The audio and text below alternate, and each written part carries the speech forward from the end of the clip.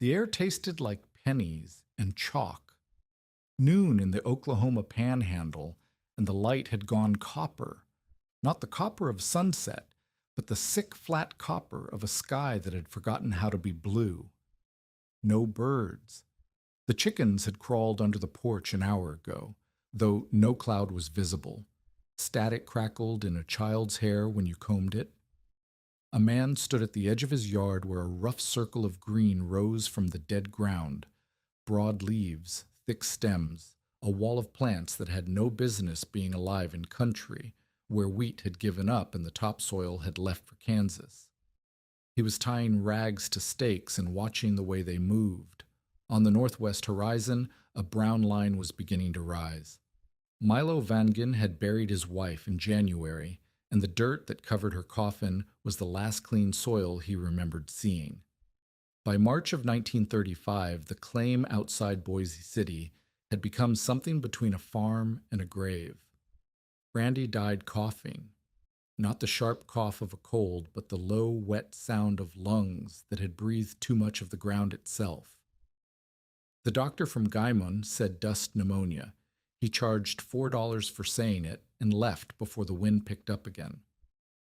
Milo stood in the doorway the morning after the burial and watched the horizon. His daughter Eli, 7 years old, sat on the floor behind him, pressing a flour sack against her mouth. The sack was already brown. His son Peter, 4, slept curled under a quilt that left grit on his cheeks every morning, no matter how many times Milo shook it out the night before. $29 in a tobacco tin behind the stove. 2 sacks of cornmeal.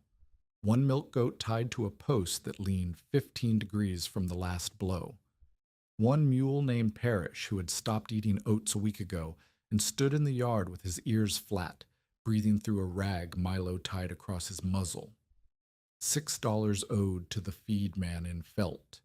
$19 owed to Reuben Cale at the Mercantile, due July the 1st. No relatives within 500 miles willing to take 2 children. Train fare to anywhere cost more than the tin held. Walking out meant abandoning the only claim not already swallowed by a bank or bigger man's ambition. Milo could not leave, and staying, by every measure he could count, was arithmetic for dying. The cabin was 16 by 20 feet, built half by a previous owner who quit and half by Milo with scrap lumber hauled from a collapsed school near Keys. The north wall had gaps wide enough to push a finger through. The south wall was tighter, but the door frame had warped in the heat, and every gust pressed a fine brown mist through the seam that settled on plates, on blankets, on Eli's lips while she slept. Milo had stuffed rags into the cracks. He had nailed flour sacks over the windows. He had wedged newspaper between the floorboards until the paper turned to paste. None of it mattered. The dust of the Oklahoma panhandle did not knock. It arrived like a rumor, invisible, then everywhere, then inside your chest. Eli coughed again. The sound was thin and dry, like paper tearing slowly. Milo closed the door. The latch caught, and a puff of brown breathed through the frame as if the house itself had exhaled. The county agricultural agent drove up on a Tuesday in a truck that said Cimarron Co. on the door in faded paint. Warren Bell was 48, sunburned across the nose, and carried a canvas satchel full of pamphlets that smelled like mimeograph ink. He had been making rounds since the federal soil conservation push began, and he had a way of looking at a man's property that made the assessment feel like a verdict. Bell stood in the yard and turned a slow circle. He looked at the cabin, at the mule, at the 3 empty barrels near the porch, at the goat. He looked at the fields beyond the fence line where Milo had once tried wheat and where the topsoil had since left for Kansas. He bent down and picked up a handful of soil near the porch step, let it fall through his fingers. It did not clump. It poured like brown sugar. "You have half a structure," Bell said. He pointed at the north wall. That gap will eat you alive come summer. A good blow pushes fine silt through openings a tenth of an inch wide. You have openings I can see from here. Milo said nothing. He knew. Your barrels are empty. Bell pointed again. You have no cistern. Your well is where? South? 200 yards. Alkali water. Alkali. Bell wrote something on a notepad. The pencil scratching sounded loud in the still air. How much cornmeal? 2 sacks. How many mouths? 3. 2 sacks feeds 3 people for 2 months if you stretch it past the point of kindness. Bell closed the notepad. Mr. Vangen, I am going to be honest with you because you seem like a man who would rather hear it plain. You are in a category I have seen on 14 farms this quarter. Undercapitalized, undermaintained, and exposed. The county does not have funds to relocate families, but I can put your name on the relief list for... I'm not leaving. Bell paused. He looked at Milo the way a man looks at a fence post he has just realized is sunk in concrete, with the recalculation visible behind his eyes. Then you need to protect what you have. He opened his satchel and spread a pamphlet on the hood of the truck. It showed diagrams of contour plowing and shelter belt plantings, rows of trees set perpendicular to the prevailing wind designed to slow erosion and protect structures. The science is sound, Bell said. A proper shelter belt reduces wind speed across a protected zone. Trees and shrubs in staggered rows. Cedar, Osage orange, cottonwood, if you can get it, planted on the northwest exposure. 3 to 5 rows. Takes years to establish. But once it is grown, it changes the air for a quarter mile. Years, Milo said. 3 minimum, 5 to be useful. My daughter does not have 3 years. Bell closed the pamphlet. He looked toward the cabin where the sound of Eli coughing carried through the warped door. His face did not soften exactly, but the professional edge dulled for a moment. I hear that cough in half the homes I visit, Bell said quietly. I hear it in children, in grandmothers, in men who plowed this ground when it still held together. Dust pneumonia is filling the hospitals in Guyman and Liberal. The medical people say the fine particles, the ones smaller than flour, settle deep in the lung tissue and the body cannot clear them. Your daughter needs clean air, Mr. Vangen. I cannot give you clean air. Nobody in Cimarron County can. What can you give me? Pamphlets. Bell said it without irony, and that made it worse. Pamphlets and the recommendation that you seal every crack you can reach, hang wet sheets over the windows during storms, and keep that child's face covered with damp cloth. That is the best we know how to do. And the shelter belt is the long-term answer. Trees. Real trees. Not in your lifetime if you mean soon enough for that girl. Bell reached into the satchel and pulled out a second pamphlet, this one about emergency home sealing. He set it on the porch rail. The wind immediately tried to take it. Milo put a flat iron on it. A man does not grow a windbreak between Easter and July, Bell said. He meant it as sympathy. It landed as a sentence. Bell drove away. The truck left a plume of dust that hung in the still air for a full minute before settling on Milo's boots. That night, Milo sat at the table with a stub of pencil and the back of one of Bell's pamphlets. He wrote the numbers again. $29, 19 owed, 6 owed. Doctor visit if Eli worsened. $3 minimum, 5 if he had to come from Guymon. Cornmeal for 3 months if they stretched it, $8. Lumber to seal the north wall properly, $12 he did not have. Nails, $2. A canvas large enough to wrap the cabin, more than he could imagine. He added the column twice. Both times the answer was the same. There was no number that made this work. Every path that used money ended before July. Every path that used time ended before the next storm. Eli slept on the cot against the south wall. Her breathing was shallow and uneven, a small machine working too hard. Pater had his face pressed into Milo's coat, which served as a pillow. The coat smelled of dust and mule sweat, and the faint ghost of Randy's soap, which Milo could not bring himself to use. He turned the pamphlet over. Bell's diagram of the shelter belt stared up at him, those neat rows of tall, rooted, impossible trees. What Milo needed was a wall. What he had was dirt, a goat, a mule, $29, and whatever would grow fast enough to matter. He saw it 3 days later, and he almost missed it. Milo was walking Parrish along the track toward the abandoned dunning place, looking for any scrap wood or wire that might help seal the north wall.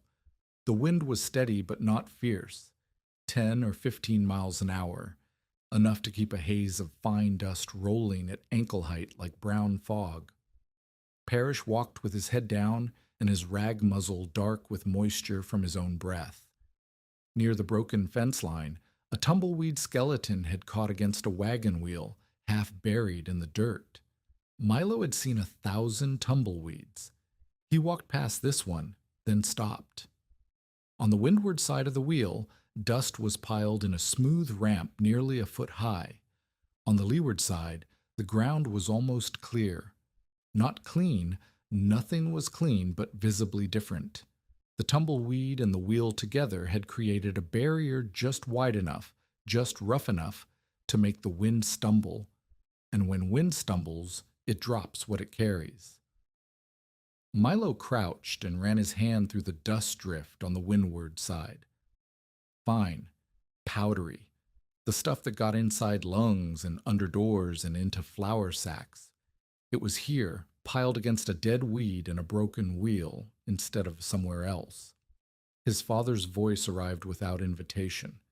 Halvor Vangen, standing in an Iowa field in 1912, mittens frozen stiff, building a temporary snow fence from willow switches and scrap lath. Milo was 8 years old, and his father pushed his hand through the slats and said, "Feel that? The wind loses its teeth when it has to break apart." The snow fence never stopped a blizzard. It made the blizzard drop its snow in a predictable ridge on the windward side, keeping the road behind it passable. Not by strength, by confusion, by forcing the moving air to slow down, to tumble, to lose what it carried before it reached the place that mattered. Milo stood up and looked at the wheel and the tumbleweed. Then he looked back toward his cabin, a dark shape crouched low against a brown sky. 16 by 20 feet of leaking wood with a sick child inside. A fence would not work. The wind tore down fences, canvas shredded, boards cost money.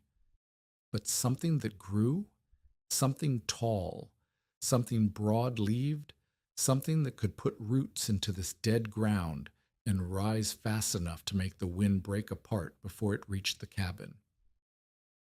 He remembered the old Dunning schoolhouse, a mile east. The teacher's wife had planted ornamental castor along the south side for shade. The school had been empty for 2 years, but Milo recalled those plants, tall as fence posts by midsummer, leaves wider than a man's hand spread open, thick stems that rattled in the wind but did not snap easily. He had walked past them a dozen times and thought nothing except that the schoolteacher's wife had better taste in plants than judgment in husbands, since the husband had left for Amarillo in '33 and never sent word. He walked to the schoolhouse that afternoon. The building was locked and the windows broken. Wind had blown grit through the empty frames until the desks inside were buried to the seat backs. Along the south foundation, last year's castor stalks stood dead and gray, some still over 6 feet tall. The stems were hollow and dry, but they had not broken. At their base, scattered among the dust and gravel, he found seeds. Dark, mottled, smooth as river stones, each one the size of a swollen tick. Milo knew what castor was. His mother had grown a single plant in Iowa for the oil, and she had warned him never to put the seeds in his mouth, never to let the goats near them. Every part of the plant carried poison, and the seeds were the worst of it.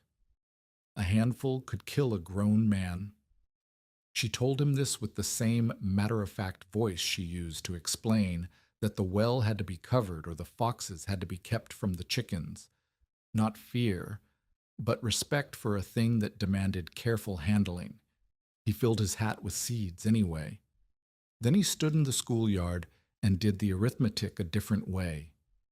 Castor grew fast, faster than any tree Belle would recommend.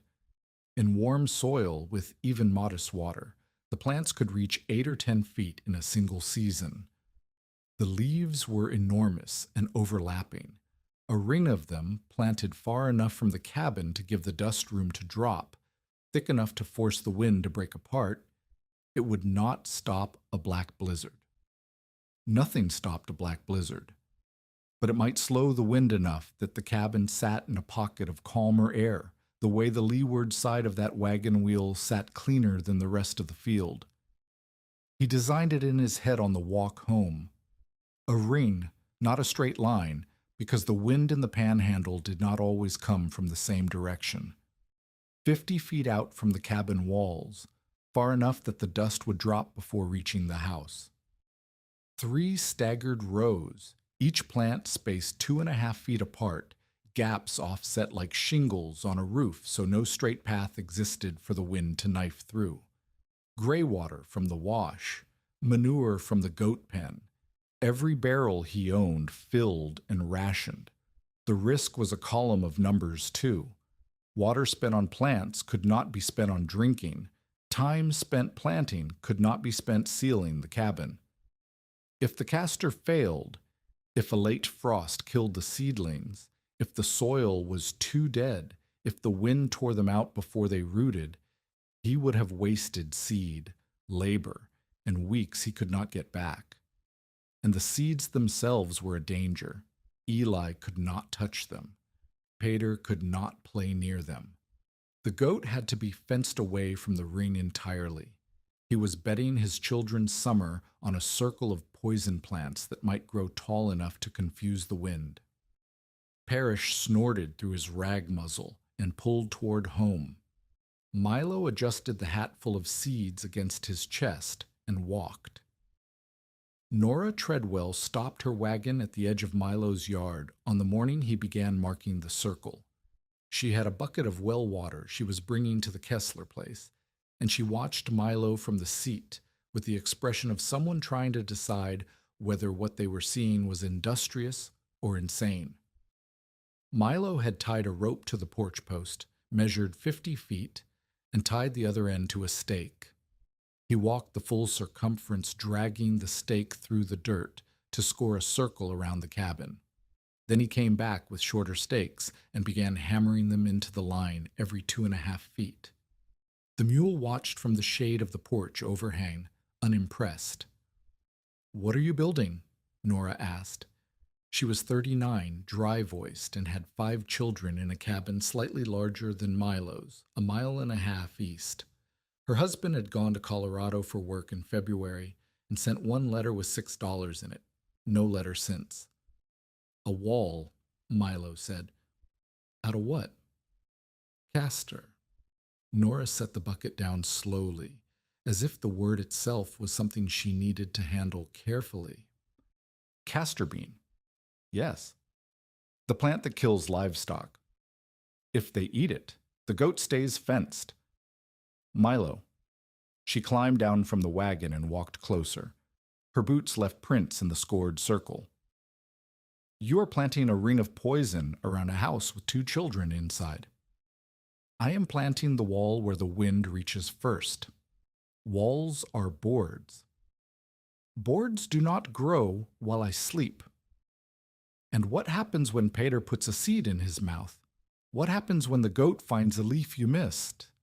What happens when Eli, who cannot stop coughing long enough to eat breakfast, Crawls out here because she sees her father on his knees in the dirt every morning and wants to help. Milo straightened. Nora was standing 3 feet away, and her face held the specific fury of a woman who had watched too many men gamble on plans that sounded reasonable at midnight and looked like madness by noon. I will cut the seed heads before they ripen, Milo said. I will fence the ring. The children know not to cross the fence. Peter is 4. Peter is 4 and alive. If I seal the cabin and wait, the next storm puts him in the same ground as his mother. If I do nothing different, nothing changes. Nora looked at the scored circle, at the stakes, at the dead fields beyond. She looked at the cabin where Eli's cough was audible, even through the closed door. You are wasting water, she said. You are wasting time.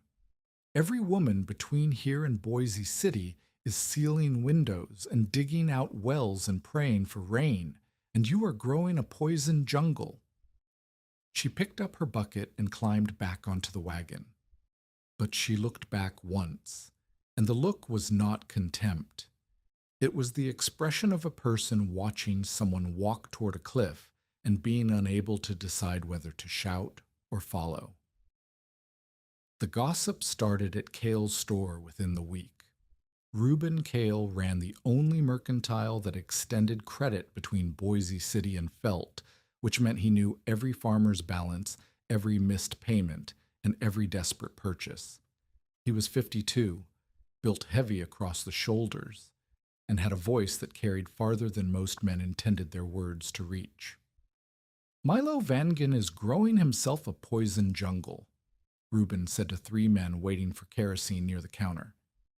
He said it the way a man tells a joke he has already tested and knows will land. The men laughed. One said the dust had finally gotten into Vangen's head. Another said at least the weeds would give the rattlesnake shade. Reuben let the laughter settle, then added, quieter. He owes me $19 and he is watering weeds. That was not a joke. That was a message. Every man in the store owed Reuben something, and each of them heard what the sentence meant. Reuben kept count. Reuben did not forget, and Reuben thought Milo was a bad investment. The mercantile was the only place for 30 miles where information moved as freely as kerosene and flour. By the end of the week, the Castor ring was common knowledge. Men who had never been within a mile of Milo's claim talked about it as if they had watched him plant each seed. Poison umbrellas, they called the seedlings. Graveyard beans. Vangen's jungle. The names were funny the first time and crueler every time after. Reuben had reason beyond entertainment. He held Milo's note. $19 due July the 1st. If Milo defaulted, the claim was vulnerable. Not to Reuben directly, but to the process Reuben understood better than any farmer in the county. A defaulted note became a lien became an auction, and an auction became a price low enough for a man with cash to take a claim that a man without cash could not hold. Reuben had taken 2 claims this way since 33. He was not a villain in his own mind. He was a businessman in a country where business meant being the last man standing when the soil blew away. He drove out to Milo's place on a Thursday afternoon, dust trailing behind his wagon like a dirty veil. Milo was building a low fence of scrap wire and broken lath around the inside of the Castor ring, a barrier to keep the goat and the children out of the planting zone. The seedlings were not yet visible. Milo had soaked the seeds overnight and nicked each coat with a filed speed germination, and he had planted them that morning in shallow furrows with a handful of manure worked into each hole. Reuben stepped down from the wagon and stood at the edge of the ring. He had the posture of a man inspecting merchandise he intended to own. Vangen. Milo did not look up. Cale. I see your stakes. I see your little fence. I do not see a crop I can lend against. I am not asking for a loan. No, you are asking the dirt to do something it has refused to do for 4 years. Reuben stepped closer. His boot crushed one of the marker stakes. He did not apologize or step back. $19, July the 1st. That was the agreement. I remember the agreement. Reuben looked at the cabin. Through the open door, Eli was visible, sitting on the cot, legs drawn up, the flour sack against her chest. Reuben pointed at her. You trust those weeds more than a doctor. Milo's hand stopped moving. The wire he was twisting went still. Something in his shoulders shifted, a gathering that Nora, if she had been present, would have recognized as the instant before a man either swings or walks away. Eli was watching from the doorway. Pater stood behind her with his thumb in his mouth. Milo looked at his daughter. Then he looked at Reuben. I trust that if I seal the cabin with boards I cannot buy, my children still breathe dust. I trust that if I do nothing, the next storm puts Eli in the ground next to her mother. And I trust that you will be back on July the 1st, whether I plant these seeds or not. On July the 1st, Reuben said, or before, if I decide the collateral is being wasted. He meant the claim itself, the land. The only thing Milo had that a ledger would recognize as worth $19. Reuben held the look for a moment, then turned and walked to his wagon. He stopped once and spoke over his shoulder. July the 1st, Vanjan. The paper does not care what you planted. Milo watched the wagon leave. Then he knelt and straightened the stake Reuben had crushed. His hand shook, but not from weakness. Eli had not moved from the doorway. She was watching her father the way children watch when they understand something is wrong and cannot yet name what it is. Have you ever been doubted by someone who did not understand what you were building? Tell us in the comments, because this story is only beginning. The planting began the first week of April, and each day cost something Milo measured. He soaked seeds in batches of 20, filed a notch in each coat with the edge of a broken rasp, and planted them before the cuts dried. The furrows were shallow, 2 inches, no more, because the soil beneath the surface was like white and powder and had no memory of holding moisture. He mixed goat manure with gray water from the wash basin and poured a cupful into each hole before covering the seed. It was not enough water. He knew it was not enough, but enough did not exist, so he used what he had. The work followed a rhythm that ate hours without filling them. Wake before dawn. Check the wind direction by the way dust moved across the porch boards.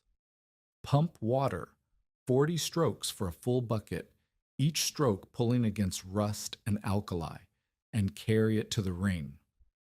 Water the newest plantings first because they were the most vulnerable, then the older ones, then the gaps where seeds had not yet shown, then back to the well, then the goat, then Eli's breakfast, which was cornmeal mush thinned with goat milk, served on a plate wiped clean of the dust that had settled since last night's wiping. The first week, nothing showed above the soil. Milo checked every morning by pressing a finger into the furrow to feel for the split of a germinating seed. He found dry dirt, dry dirt, dry dirt. By the 9th day, 18 of the first 20 had cracked their coats. Small, pale hooks of root pushed downward, and a green curve of stem pushed up. Milo knelt in the ring at dawn and counted each one, touching none, breathing carefully through his nose because even his own breath carried grit that could bury a seedling. But the ring required over 100 plants. He planted in rows of 20, staggering 3 rows deep, and the mathematics of water became its own emergency. Each seedling needed roughly a cup of water every other day to establish roots. 114 plants, a cup each, every 2 days. That was 14 gallons a week he could not drink, could not give the mule, could not use to wash the dust from Eli's bedding. His 3 barrels held a total of 45 gallons. The well, 200 yards south, gave brackish water that tasted of alkali, and the hand pump took 40 strokes to fill a single bucket. Milo's palms split by the second week. The pump handle wore through skin already cracked from dry air, and the blisters opened into raw seams that bled into the bucket water. He wrapped his hands with strips torn from a flour sack and kept pumping. The strips turned pink, then brown, then stiff. He replaced them. The hands beneath kept bleeding. Eli helped. She carried a small tin cup from plant to plant, pouring carefully, coughing when the wind turned. Milo watched her and felt the two fears pull against each other, the fear that the plants would fail, and the fear that his daughter was spending the strength she needed to survive on a plan that might be nothing but a dying man's arithmetic. Pater carried a stick and poked at the scrap fence, pretending to fix it. He was 4 and understood almost nothing except that his father worked before the sun rose and after it set, and that his mother was not coming home. By mid-April, the first row showed green above the soil line. Small rubbery leaves, no bigger than coins, pushing up on stems that looked absurdly fragile against the immensity of the dead field surrounding them. Milo measured the tallest, 4 inches. He needed them at 7 feet minimum, ideally 10, before the worst of summer. That was 5 months of growth compressed into 3, in soil that had killed wheat, in air that carried the ground itself. The wind blew steady from the northwest. Dust sifted through the rain and settled on the seedlings. Each morning, Milo brushed the leaves clean with his fingers, careful not to snap the stems. It was tender work, strange work for a man whose hands were split open from pumping water, and if anyone had seen him crouched in the early light touching leaves with the gentleness reserved for a child's face, they would have added it to the list of evidence that Milo Vangen had lost his mind. But the plants grew, not fast enough to satisfy the fear in his chest, but fast enough to prove they intended to try. By the 3rd week of April, the first row averaged 8 inches. The second row, planted 4 days later, averaged 5. The third row was just showing green. Then the wind shifted south and brought a night of cold that had no business arriving in late April. The temperature dropped below freezing after midnight. Milo woke to frost on the inside of the window glass and ran outside in bare feet. 11 seedlings in the south row were wilted flat. Their stems had gone translucent and soft, the cells burst by ice. Milo knelt among them and felt the season turn against him in a new direction. He had no replanting seed set aside. He had planted every viable seed he collected. 11 dead meant 11 gaps in the rain, 11 places where the wind could find a straight road through to the cabin. The sun rose and thawed the survivors, but the dead stayed dead. Milo pulled them from the ground and held the limp stems in his palm. Each one represented water spent, time spent, and hope allocated to a hole in the dirt that now held nothing. He needed more seed. The schoolhouse was picked clean. No one else in the county grew castor intentionally. It was a weed, a poison, a novelty for people who had time for novelties. Milo had neither seed nor a plan to get it, and the ring had its first wound before it had its first real leaf. The gap faced south. The wind did not care about Milo's plan or his schedule or his dead wife or his coughing daughter. The wind would come from whatever direction it chose, and when it found that gap, it would pour through like water through a broken levee, carrying the dirt of 1,000 dead farms straight at the cabin door. Milo stood in the ring with frost melting on his bare feet and dead seedlings in his bleeding hands. And for the first time since Randy's funeral, he considered the possibility that he had been wrong. Not wrong about the principle. The principle was his father's, and his father had not been a man who wasted knowledge. But wrong about the timing, the scale, the arrogance of thinking one man with a hat full of seeds could outgrow a drought that had broken 1 million acres of the strongest farmland on the continent. The surviving plants did not care about his doubt. They stood in the cold morning light, leaves curled tight against the frost, waiting for the sun to tell them what to do. They would grow or they would die, and they would not consult Milo either way. He went inside and wrapped his feet. He fed Eli cornmeal and milk. He pumped water until his hands bled fresh. And then he walked back to the ring and began digging out the dead, making room for whatever he could find to fill the gap. 11 holes, no seed. 3 months until the worst of summer. And somewhere to the northwest the dust was gathering. The seed came from a place Milo had not thought to look. 3 days after the frost, while he was digging a shallow trench along the south gap to catch wind-blown debris as a temporary filler, a woman appeared on the road carrying a canvas bundle and walking with the gait of someone who had been walking for a long time and intended to keep walking whether anyone noticed or not. Barbara Kvame was 61. She was built narrow at the shoulders and wide at the hands, the proportions of a person whose body had been shaped by decades of work rather than inheritance. Her hair was white and cut short enough that the wind did not bother it. She wore a man's coat over a cotton dress and boots that had been resoled with tire rubber. The canvas bundle hung from one shoulder and clinked when she shifted it. She stopped at the edge of Milo's ring and stood there looking. Not at Milo, not at the cabin, at the circle scored in the dirt, the stakes, the small green shoots in their staggered rows, the 11 empty holes in the south arc. "Who taught you to plant in a circle?" she asked.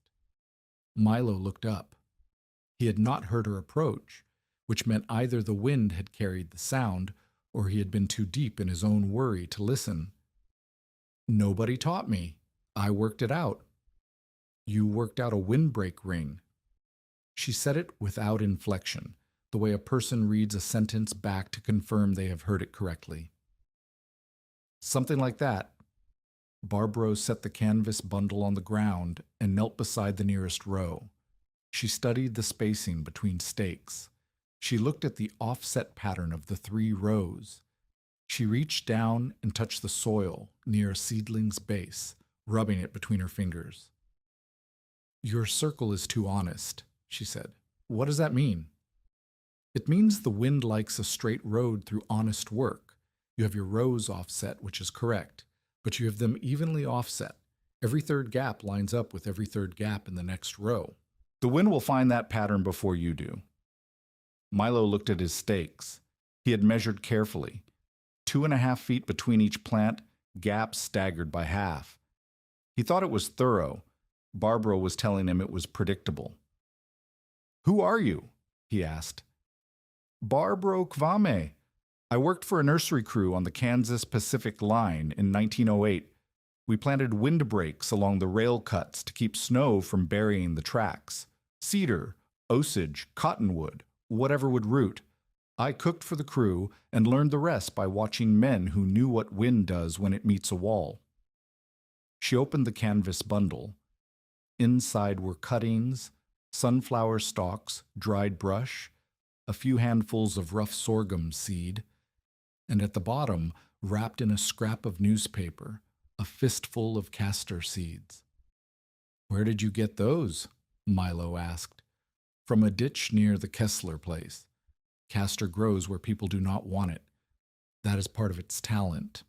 She held up one seed. "You know what this is?" "I know it is poison."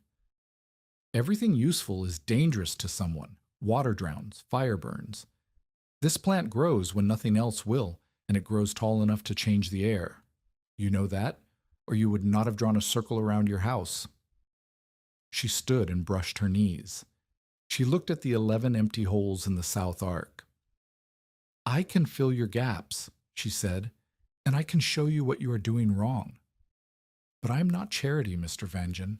I need a place to sleep that is not a ditch, and I need meals until I find work worth staying for." Milo looked at the seeds. He looked at the gaps.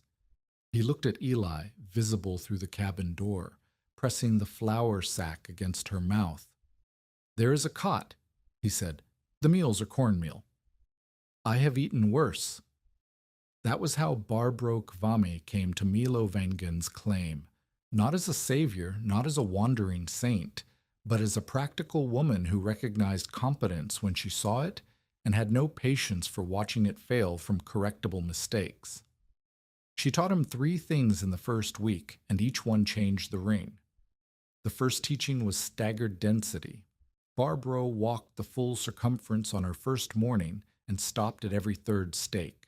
She pulled each one from the ground and repositioned it, not by much, sometimes only a hand's width, so that no gap in any row lined up with any gap in the adjacent rows.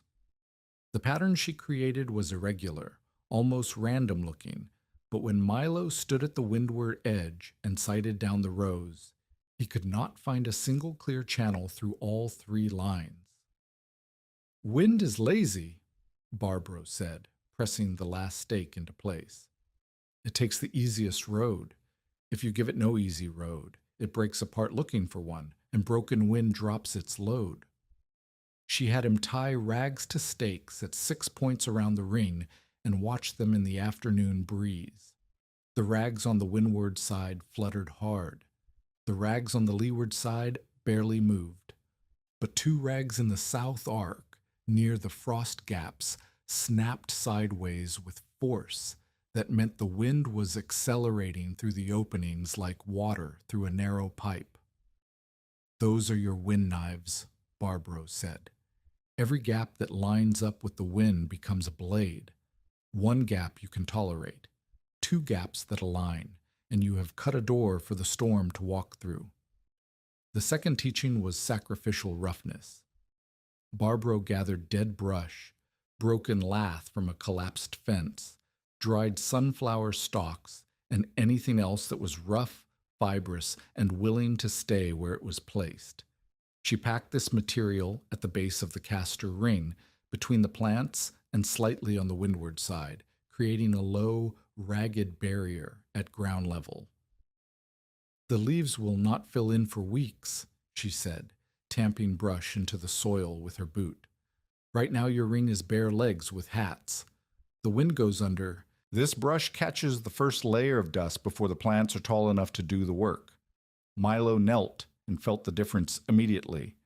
On the brushed side, the air near the ground was turbulent, swirling, directionless. On the unbrushed side, the breeze moved clean and fast along the surface, carrying dust in a steady stream. "Dust drops when air slows," Barbro said. "Make the air slow down before it reaches the house. Not at the house. Before." The third teaching was gap discipline. This was the lesson that mattered most, and the one Milo resisted, because it required destroying what looked like success. 2 castor plants in the northwest arc had grown faster than their neighbors. Already 18 inches tall, thick-stemmed, broad-leaved. They were the ring's best specimens. Barbro told him to cut them back by 1/3. "They are your tallest plants," Milo said. "Why would I cut the ones that are winning?" "Because they are creating a wall with a gap beside it. Wind hits a solid wall and rolls over the top, or squeezes around the sides. It accelerates at the edges. Your 2 tall plants are a solid wall. The shorter plants beside them are the edge. The wind will race through the gap between tall and short, like a river through a narrows." She took his knife and cut the tops from both plants. Milo watched his best growth fall to the dirt. "Uniformity," Barbro said. "Not height.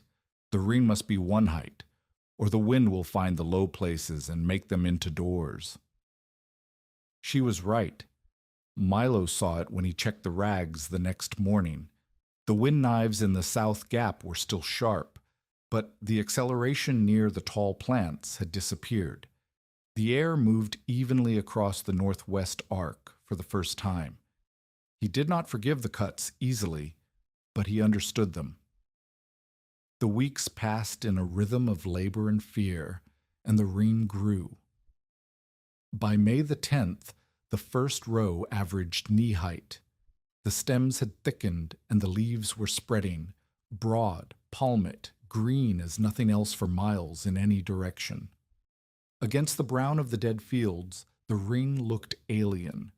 Milo could stand at the well and see it from 200 yards, a rough green circle in a country that had forgotten the color existed.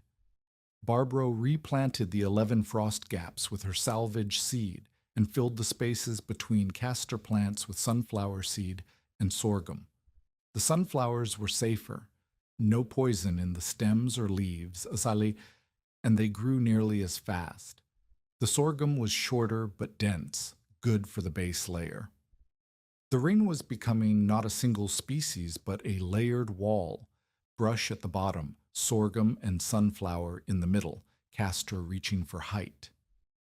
Setbacks arrived on schedule. A dust squall in mid-May buried the south row under 3 inches of silt in 20 minutes. The plants disappeared. Milo and Barbro dug each one out with spoons and bare hands, working side by side in wind that scoured the skin on their forearms raw. 7 survived. 3 did not. Barbro replanted the dead spots the same afternoon, using the last of her salvaged seed. The mule broke the water sled, a flat piece of scrap wood Milo used to drag full buckets from the well. Parrish stepped on the cross brace and snapped it, and the bucket spilled 14 gallons of alkali water into the dirt. Milo stood over the wreckage and said nothing for a long time. Then he picked up the buckets and carried them by hand. He made 9 trips that day. His shoulders seized that night, and Barbro rubbed turpentine into the knots, with hands that knew where muscle met bone. Reuben Kale appeared twice in May. The first time he drove past slowly, counting the plants from his wagon seat without stopping. The second time he stopped and made an offer, $10 for the goat. He knew Milo needed milk for Eli.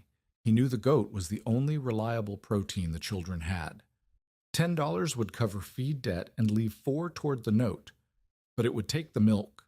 Milo refused. Reuben smiled the way a man smiles when a fish takes the bait and then spits it out. Patience, not disappointment. The offer stands, Reuben said, until it does not. Warren Bell returned in late May. He parked the county truck at the road and walked to the ring. Milo expected another pamphlet, another verdict. Instead, Bell stood inside the ring for several minutes, turning slowly, the way he had on his first visit. The difference was visible on his face. The air inside the ring was not clean. It was not calm. But the brush at the base was catching dust in visible drifts, and the young plants were breaking the steady push of the wind into something more confused, less directional. "This is not a shelter belt," Bell said. "No," Barbro replied. She had come around the cabin with a bucket of wash water. "It is what a man builds when a shelter belt takes 5 years and his daughter has 5 months." Bell looked at Barbro. "Mrs. Kvamme, you work the Kansas Pacific plantings." "I cooked for the Kansas Pacific plantings. I learned wind by feeding the men who planted against it." "Then you know this is not how windbreaks are designed. The spacing is irregular. The species mix is, frankly, it is a mess. Castor, sunflower, sorghum, dead brush. No professional would approve this." No professional had to bury his wife in January and hear his daughter cough blood in March. Bell opened his mouth, then closed it. He looked at the ring again. The rags on the stakes were barely moving. Outside the ring, the wind carried a visible haze of brown at knee height. Inside, the haze was thinner. "Mrs. Kvamme, you know trees. Tell him this is foolish." Barbro set the bucket down. She straightened to her full height, which was not much, and looked at Warren Bell with the particular patience of a woman who had outlived 2 husbands, 1 employer, and a 20-year drought. "Trees are what you plant when time is generous," she said. "He's been given weeds and weather. He's working with what arrived." Bell said nothing for a moment. Then he picked up his pamphlets and walked back to the truck. At the door he turned. "If this fails," he said, "do not expect the county to replace your losses." "If this fails," Milo said, "I will not have losses. I will have a grave." Bell drove away. Milo noticed that he did not leave a pamphlet this time. By May the 28th, the strongest plant stood 4 feet tall. The northwest arc, the side that caught the prevailing wind, was densest because the brush base had trapped moisture and the plants had rooted deep. The leaves overlapped in places, creating a ragged green curtain that swayed and rattled in the breeze. By June the 15th, the northwest arc reached 7 feet. Milo could stand inside the ring and not see the horizon through the leaves. The air was different, not clean. Nothing would be clean until rain fell, and rain had become a rumor from another country, Al-Sao, but slower. The gust that hit the windward side arrived inside as something softer, something a sick child could breathe without the cloth pressed hard against her face. But the south arc was thin. The frost losses and the dust burial had set those plants back by weeks. The tallest southern castor stood shoulder high. The sunflower filler was dense but short. There were gaps Milo could see daylight through, and if he could see daylight, the wind could find a road. Barbara worked the south gap every evening after the heat broke. She transplanted volunteer sunflowers from the ditch, rough brush from anywhere she could scavenge it, and tied leaning castor stems together with strips torn from grain sacks. She worked methodically, without complaint, but Milo noticed that she stopped more often to cough. The sound was not like Eli's cough. It was deeper, wetter, the sound of lungs that had taken damage long before this season. She did not speak about it. An unexpected kindness arrived in early June. Nora Treadwell's oldest boy, a quiet 14-year-old named Clyde who rarely spoke and never explained himself, appeared at the edge of Milo's ring one morning with 2 empty barrels loaded on a handcart. He set them near the well without a word, turned, and walked home. Milo filled them that afternoon, 14 extra gallons. The boy came back 2 days later with a 3rd barrel, this one cracked but serviceable if tilted right. Nora never mentioned the barrels. Milo never thanked her for them, but the water math shifted enough that he stopped choosing between drinking and planting, at least for a week. July the 1st arrived like every debt does, without courtesy and on time. Reuben Cale came with his ledger. He stood in the yard and opened it to the page with Milo's name. The numbers were written in ink that looked permanent. $19, Reuben said. As agreed. Milo reached into his coat and pulled out a fold of bills. He had sold 6 fence posts to a man near Felt and done 2 days of ditch work for the county road crew. $7. 7, Milo said. The rest by end of month. Reuben looked at the bills. He looked at the ring, which now rose around the cabin like a ragged green fortress, strange and oversized against the dead land. He looked at Barbara, who sat on the porch mending the scrap fence without looking up. 10 days, Reuben said. 12 owed. 10 days. He took the $7 and wrote the balance in his ledger. Then he left. But his eyes stayed on the ring as the wagon pulled away, and the expression was not the amused contempt of a man watching a fool. It was the calculating attention of a man watching something he did not understand and could not yet price. By early July, the castor ring had become unsettling. It was not beautiful. It was huge, ragged, and alien against the dead fields. The leaves hung like green hands from stems thick as broom handles, overlapping in the dense sections, rattling against each other in the wind with a sound like wet canvas being shaken. The tallest plants in the northwest arc reached 10 to 11 feet. The weakest in the south stood shoulder high. The sunflower filler between castor plants had bloomed yellow and then turned their heavy heads to track the sun, adding color that looked wrong in a landscape that had forgotten every shade except brown. A hard afternoon wind in early July carried loose dust across Milo's yard. Not a storm, just the ordinary cruelty of the panhandle's summer breath. Outside the ring, grit moved like low smoke along the ground. Inside, the air still tasted dusty, but the goat bell was clear, the porch boards were visible, and less silt gathered under the door gap than Milo had seen since moving to the claim. He measured the drift, 4 inches piled against the outer brush on the northwest side, less than half an inch inside the porch seam. The principle was working. The ring slowed the wind. The slowed wind dropped its dust before reaching the cabin.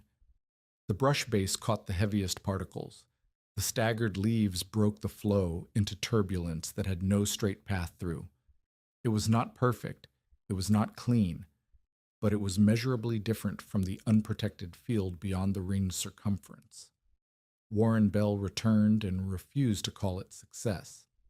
He walked the ring with a notebook, measured the drift on both sides, checked the brush packing, and pulled on several stems to test root depth.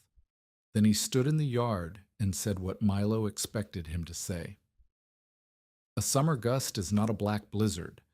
Wind at 15 miles an hour is not wind at 60. What works in a breeze may shatter in a storm. The castor stems are hollow.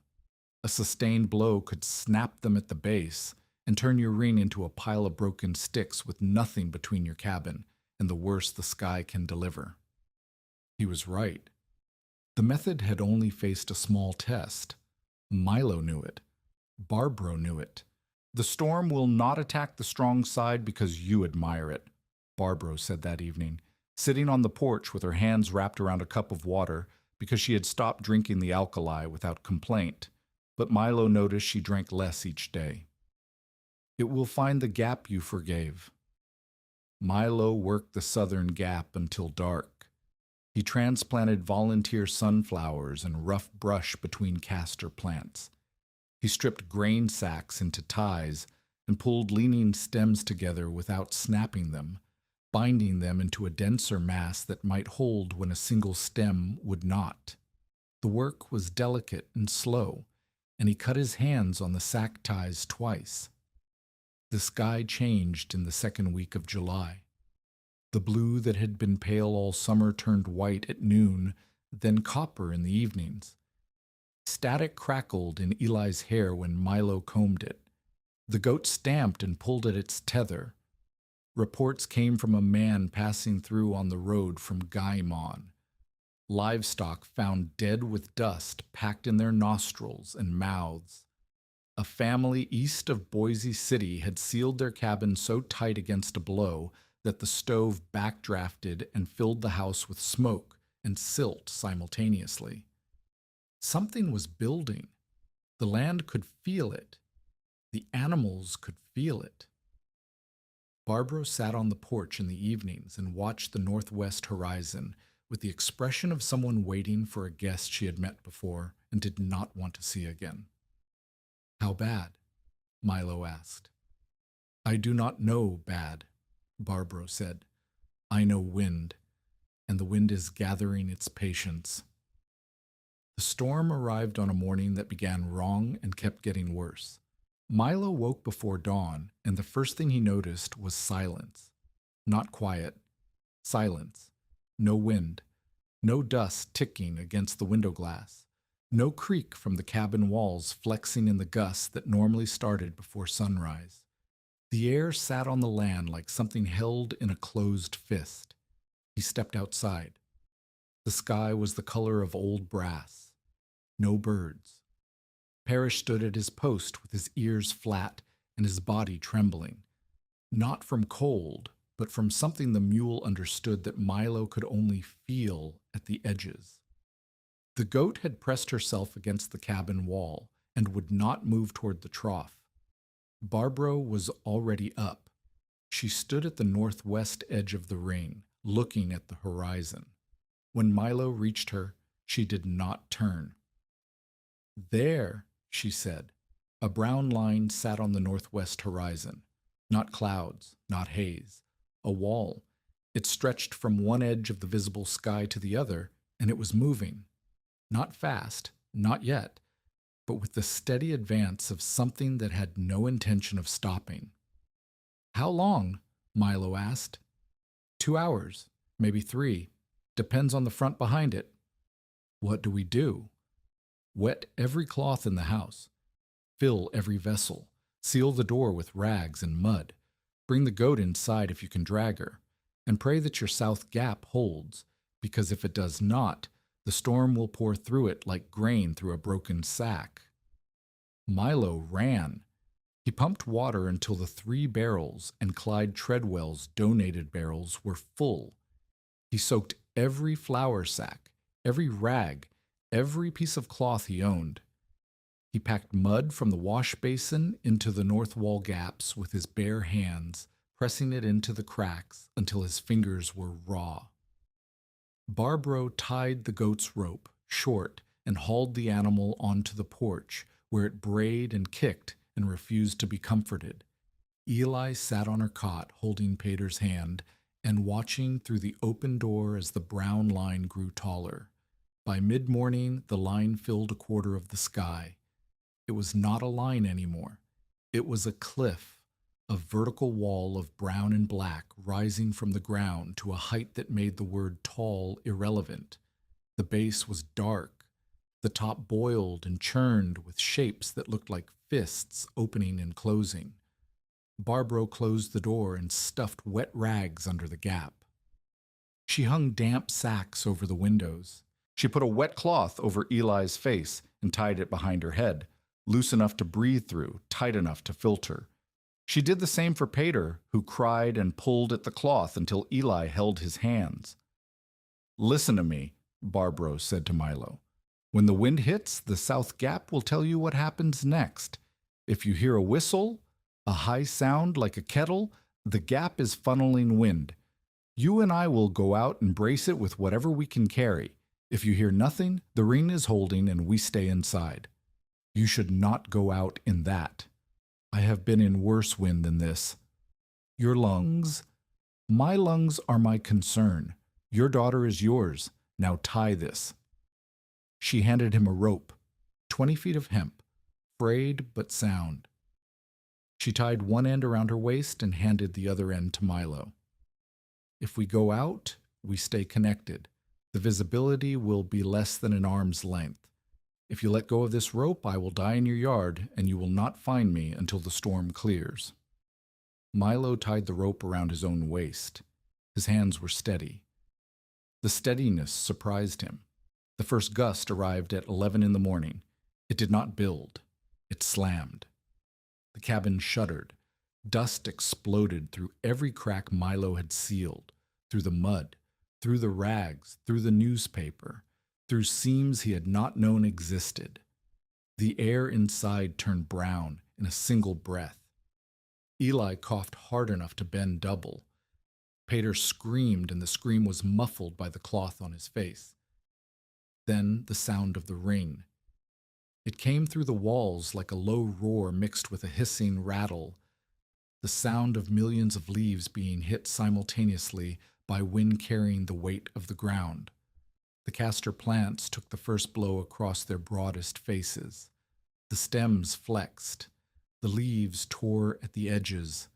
The brush at the base compressed and held, catching the heaviest dust in a wave that piled against the windward side like brown snow. Inside the cabin, the air was bad, but not blinding. The wet cloths on the windows darkened with silt. The door seam breathed dust in a steady whisper. But the cabin was not shaking the way it had shaken in storms before. The wind's voice was different, lower, blunted, as if the storm were shouting through a wall instead of screaming through an open room. Then Milo heard the whistle. It came from the south, a high, thin sound cutting through the roar, the sound of wind accelerating through a gap. The South Arc, the weak side, the place where 11 seedlings had died in a frost and the replacements had never caught up. Barbara was already at the door. She pulled the rags out of the gap and opened it 6 inches. The air outside was solid brown. The porch was already buried under an inch of drift. The sound of the ring was immense. Not one sound, but thousands. Every leaf and stem and piece of brush making its own note in a chord that vibrated in Milo's chest.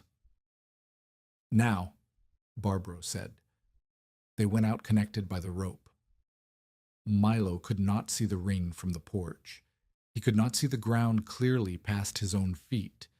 He navigated by memory and by the sound of the whistle, which grew louder as they moved south.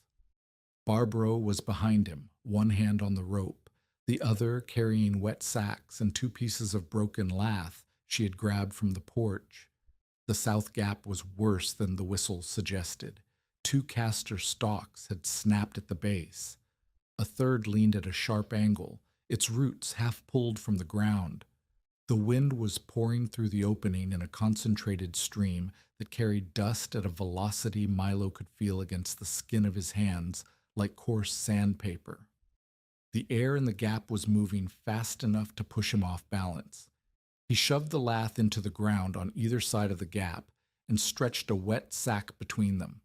It was not a wall. It was a rag on 2 sticks. But it broke the stream enough for Barbara to work. She crawled to the base of the gap and packed the brush tighter, pulling dead sunflower stalks from the ground beyond the ring and stuffing them into the opening. She tied the leaning castor stem to its neighbor with a strip of grain sack, pulling them together into a mass that blocked another foot of the gap. The wind screamed against the repair. Dust piled against the wet sack in seconds, and the weight began to help. The sack became a drift. The drift became a low wall. The wall caught more dust, and the gap narrowed.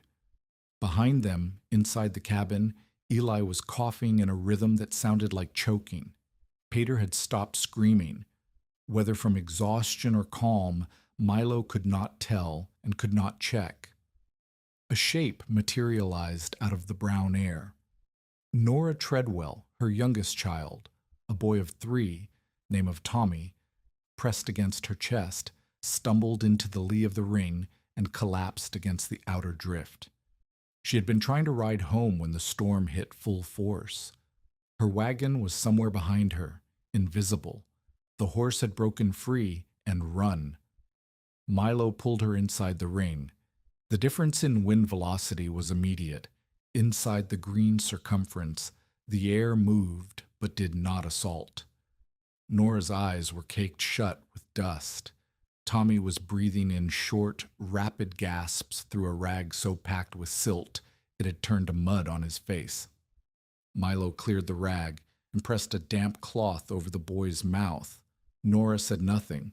She could not open her eyes. If you are invested in this story, hit subscribe and stay with us, because what happens next changes everything. They got Nora and Tommy inside the cabin. The door closed. The rags went back under the gap. And the storm kept building. For the next 4 hours, the cabin existed inside a sound that had no edges. The roar of the ring, the hiss of dust against wood, the crack of stems breaking somewhere in the dark. The whistle of the south gap, quieter now but still there. Still a door, still a weakness, still a place where the storm could push its fingers through. Eli pressed against the wall with her damp cloth held tight. Pater slept, or pretended to sleep. Tommy stopped gasping and lay still in Nora's arms, breathing through the cloth Milo had given him.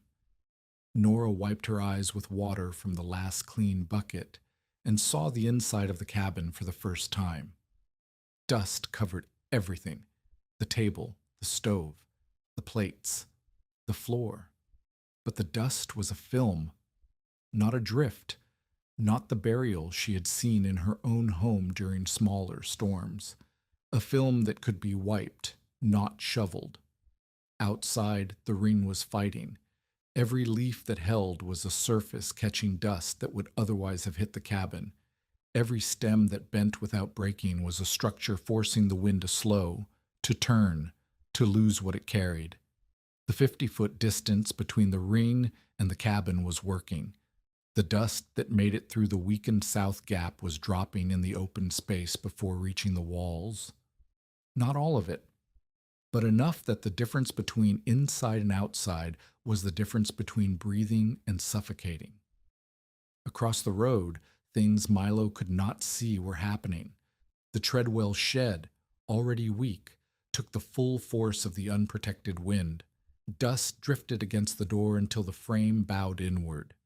The roof lifted, set back down, lifted again, and stayed crooked. 2 chickens died in the pen, lungs packed, eyes sealed, bodies found later curled against the wire as if trying to push through it. A neighbor's horse, a big bay gelding named Dutch, broke its fence and ran blind into the storm. It died against a fence line a quarter-mile east, tangled in wire, its nostrils packed solid with black dirt. The owner found it 2 days later and did not have the money to replace it. Reuben Cale was caught on the road. He had been driving back from a debt collection trip to Felt. A man named Osborne owed him $11 for seed that never grew, and the storm hit while he was between shelters. He left the wagon when the horse refused to move and crawled on his hands and knees along the road. He crawled because standing meant being sandblasted blind. He crawled toward the only shape he could see in the darkness, which was Milo Vangen's castor ring, the only vertical mass tall enough and dense enough to cast a shadow in air, so thick that noon looked like midnight. He reached the outer drift and pressed himself against it. The dust was piling on the windward side in a crescent that rose to 2 feet and kept growing. Reuben lay in the lee of the drift and breathed through his hands. The wind above him carried the full force of the storm. The wind where he lay, broken by the ring, carried something survivable. Inside the cabin, Barbara was not well. She had collapsed after bracing the south gap. Milo dragged her inside by the rope, and she sat against the wall with her chest heaving and a sound in her breathing that Milo recognized because he had heard it in Randy before the end.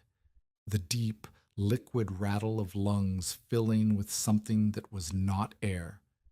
She had been breathing unfiltered dust while packing the gap, and her lungs, already damaged from years of plains air, were surrendering.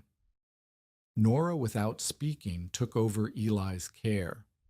She held the damp cloth over the girl's face and rocked her when the coughing became too violent. Milo sat beside Barbara and held a wet cloth near her mouth and said nothing because there was nothing to say that the sound of her breathing did not already know. The storm lasted until evening. The sound decreased in stages, a reduction in the pitch of the whistle, a softening of the roar, a gradual return of silence that felt untrustworthy after hours of noise. The dust in the cabin air began to settle. Particles floated in the lamplight and landed on surfaces that were already coated. Milo opened the door at dawn. The world outside was remade. The ring's windward side was buried under a crescent drift that rose nearly 3 feet at the northwest arc. The brush at the base was invisible under packed silt. The castor plants were stripped, leaves shredded, stems bare in places, bark scoured, but standing. Bent, broken in sections, ragged and skeletal where they had been green and full, but standing. Their roots had held. The staggered rows had prevented any single clean tunnel. The 50-foot distance had given the dust room to fall. Inside the ring, the porch was dusty, but not buried. The cabin door had opened. The goat stood on the porch and shook herself, sending a cloud of fine dust into the air that glittered in the first light. Eli was alive. Pater was alive. Tommy Treadwell was alive. Nora was alive. Barbara was alive, but her breathing had not improved. She sat where Milo had left her, against the wall, her eyes open and her hands resting on her knees. She looked at the open door and the light coming through it and said, in a voice that was barely a voice, "Check the south gap." Milo walked to the south arc. The repair had held. The wet sack was now a solid wall of packed dust, the lath buried, the tied castor stems bent but not broken. The gap was closed, not by engineering, by desperation and dirt and a woman who crawled into a storm with bad lungs because a man's children were on the other side of the wall. Outside the ring, Reuben Cale lay half conscious against the outer drift. His face was caked with dust. His hat was gone. His hands were raw from crawling. He had survived the night because the ring, the poison jungle, the waste of water, the evidence of Milo Vangen's madness, had slowed the wind enough to create a pocket of survivable air on the leeward side of the drift. Milo gave him water. Reuben drank without opening his eyes. He did not say thank you. He did not say anything. But he was breathing, and the ring had made that possible. The sun rose on a transformed landscape. Where fields had been flat, drifts now rose and fell like frozen waves. Fence posts were buried to the wire. The road was gone, not damaged, not covered, but erased, filled level with the fields beside it, indistinguishable. The Treadwell cabin, visible a mile and a half east, had dust banked against the door to the height of the latch. Milo's cabin stood. The porch was accessible. The door worked. Inside, the dust was a film on every surface, a day's cleaning, not a week's digging. The children were breathing. The ring had not stopped the storm. Nothing stopped the storm, but it had changed where the storm spent its strength, and that was enough. The dust settled for 3 days. Not the atmospheric dust. That would take rain, and rain remained a stranger, but the fresh drift, the aftermath weight. People dug. People counted. People found what was missing and tried not to count what was gone. Milo began counting on the first morning. He walked the full circumference of the ring with a shovel and a stick he had marked with 2 notches, one at 2 inches, one at 3 feet. On the windward side, the northwest arc, the drift against the outer brush measured 2 feet 10 inches at its deepest point. The castor stems were stripped bare in places, their leaves shredded to ribbons that hung like rags from the stalks. But the stalks stood. The roots held. The brush base, now invisible under packed silt, had done its work. It caught the heaviest wave of the storm and turned it into a wall of its own, dirt piled against dirt, a barricade the wind had built against itself. He walked to the porch and measured the drift at the door seam. 1 inch.